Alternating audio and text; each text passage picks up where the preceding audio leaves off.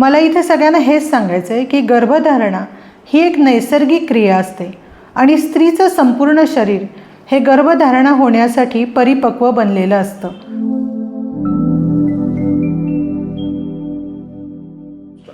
नमस्कार, मी डॉक्टर सरोज शिंदे, जननी हॉस्पिटल, राजारामपुरी, 8वी गल्ली, कोल्हापूर. गेल्या व्हिडिओमध्ये आपण लग्न झाल्यानंतर सुरुवातीच्या काळात गर्भधारणा होईपर्यंत काय काळजी घ्यावी याविषयी सल्लामसलत केले होते.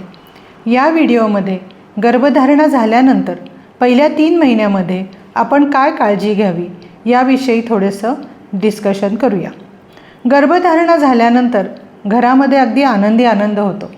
गेल्या पिढीची जी वाट बघण्याची प्रोसेस असते ती संपलेली असते. त्यांना घरात कधी एकदा छोटं बाळ येतं याची वाट बघत बसलेले असतात आणि त्यामुळेच ह्या आनंदाच्या वातावरणामध्ये जेव्हा पेशंट पहिल्यांदा आमच्याकडे येतो तेव्हा त्या पेशंटला गर्भधारणा झालेली आहे ती नीट झालेली आहे का, गर्भ एक आहे का जुळे आहे याची माहिती करून घ्यायची असते. त्यावेळेला आम्ही त्यांची पहिल्यांदा सोनोग्राफी करतो आणि गर्भधारणा झालेली आहे ती नीट गर्भपिशवीमध्ये आहे, गर्भनलिकेमध्ये नाही आहे ना, या सगळ्या गोष्टी बघितल्या जातात आणि त्यांना त्या काळजीविषयी सांगितलं जातं. इथे आल्यानंतर लगेचच नातेवाईकांचा प्रश्न असतो की हिने काय खावं, तिने काम करावं की नाही, तिने जिना चढावा की नाही, तिने ऑफिसला जावं की नाही, अशा असंख्य गोष्टी त्यांच्या मनामध्ये येतात. मला इथे सगळ्यांना हेच सांगायचं आहे की गर्भधारणा ही एक नैसर्गिक क्रिया असते आणि स्त्रीचं संपूर्ण शरीर हे गर्भधारणा होण्यासाठी परिपक्व बनलेलं असतं आणि निसर्गाने त्याची जडणघडण तशीच केलेली असते. त्यामुळे गर्भधारणा झाल्यानंतर ती एक नैसर्गिक प्रक्रिया मानावी. आजकालच्या काळामध्ये बऱ्याचशा गोष्टी या नैसर्गिक गोष्टी होण्यापासून तुम्हाला परावृत्त करतात, जशी तुमची लाईफस्टाईल असते, खाण्यापिण्याची सवय असते. म्हणून मुद्दाहून आत्ता मी तुम्हाला काही गोष्टी सांगते. जेव्हा तुम्हाला गर्भधारणा होते तेव्हा पहिल्या प्रेग्नन्सीमध्ये जास्त करून पहिले 3 महिने तुम्हाला उलटी, मळमळ, अशक्तपणा, जेवण न जाणे, झोप येणे, वास तीव्रतेने येणे अशा काही गोष्टी होऊ शकतात. पण आपण जेव्हा प्रेग्नंट आहोत तेव्हा ह्या गोष्टी आपल्याला होणार आणि आपणच त्यातनं मार्ग काढायचे अशी जर मानसिकता ठेवली तर हा त्रास खूप कमी प्रमाणात होतो.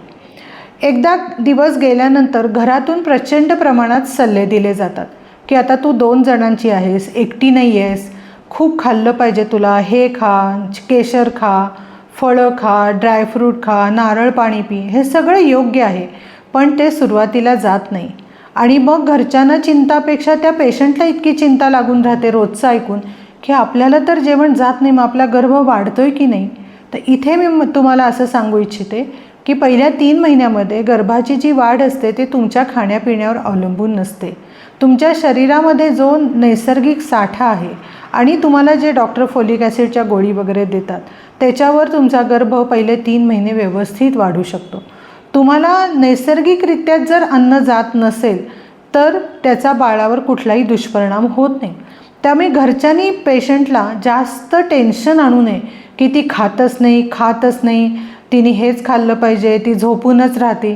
तर हे सगळे अंतर्गत बदल पेशंटमध्ये जे हार्मोन्स बदल झालेले असतात त्याच्यामुळे होत असतात आणि ते जवळपास सगळ्यांनाच होत असतात.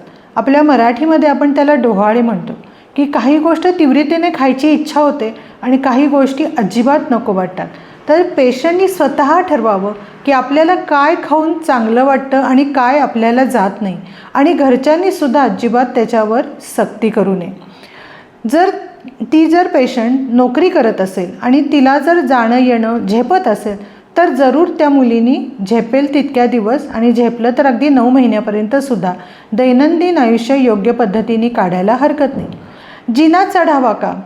जर तुम्हाला काही प्रॉब्लेम नसेल आणि डॉक्टरांनी काही सांगितलं नसेल तर तुम्ही जिनासुद्धा वर खाली करू शकता, फक्त तो अति गडबडीत करू नये. प्रवास करावा का?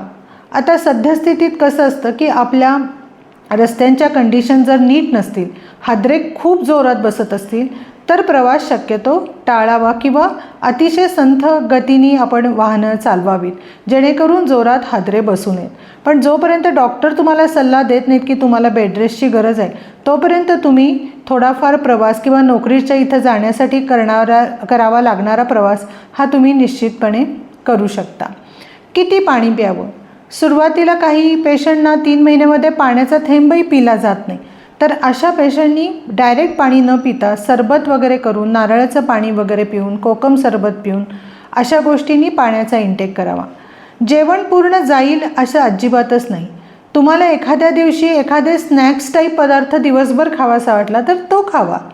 आणि सुरुवातीला सकाळी उठल्यानंतर ज्या उलट्या होतात त्या जर कमी व्हायच्या असतील तर उठल्या उठल्या ब्रश करू नये. ब्रश केल्यामुळे उलटी जास्त प्रमाणात वाढते. रात्री ब्रश करून झोपावं. सकाळी उठल्या उठल्या काही कोरडे पदार्थ खावेत, जसं बिस्किट, टोस्ट, चिरमुरे, लाया ह्यापैकी खावं.